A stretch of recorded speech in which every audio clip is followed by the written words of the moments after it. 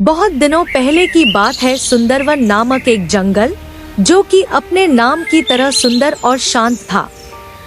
उस जंगल में एक ऊंट और एक लोमड़ी रहती थी, जो कि एक दूसरे के बहुत अच्छे दोस्त थे। परंतु लोमड़ी बहुत चालाक थी।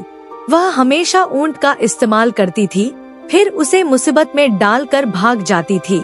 ऐसे ही एक बार जब जंगल में ऊंट को खाने के लिए कुछ नहीं मिलता है, तब वह लोमड़ी के पास जाता है। क्या हुआ ऊंट भाई, आज इधर कैसे आना हुआ?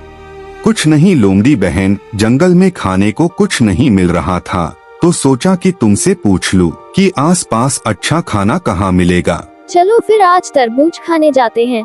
मैंने नदी के उस पार तरबूज के खेत देखे हैं। जिसके बाद वे लोग नदी की तरफ चलने लगते हैं। कुछ समय बाद जब वह लोग नदी पहुंच जाते हैं, तो लोमड़ी बोलती है कि लेकिन इसके बारे में तो मैंने सोचा ही नहीं कि मैं नदी पार कैसे करूंगी। मुझे तो तैरना आता ही नहीं।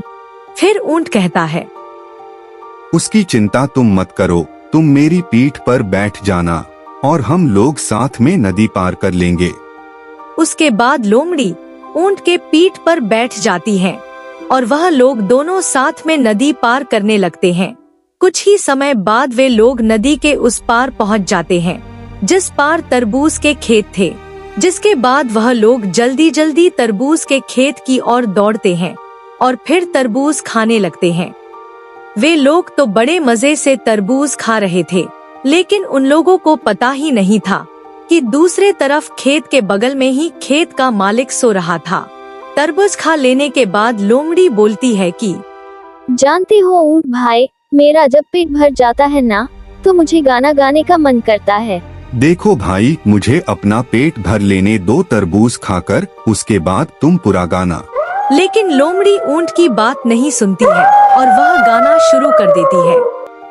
उसके बाद वह बड़ी ही चालाकी से वहाँ से निकल जाती है।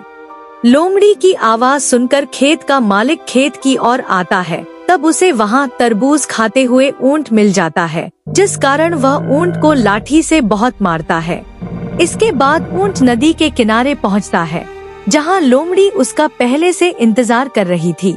लेकिन ऊंट तब उसको कुछ नहीं कहता है और चुपचाप अपनी पीठ पर बैठाकर नदी पार करने लगता है। और जब वह बीच नदी में पहुंच जाता है, तब बोलता है कि देखो लोमड़ी बहन, जब मेरा पेट पूरा भर जाता है ना, तब मुझे नहाने का मन करता है, इसलिए अब मैं डुबकी लगाने वाला हूँ। नहीं ऊंट भाई, मजाक मत करो, मैं अगली बार ऐसा नहीं करूँगी।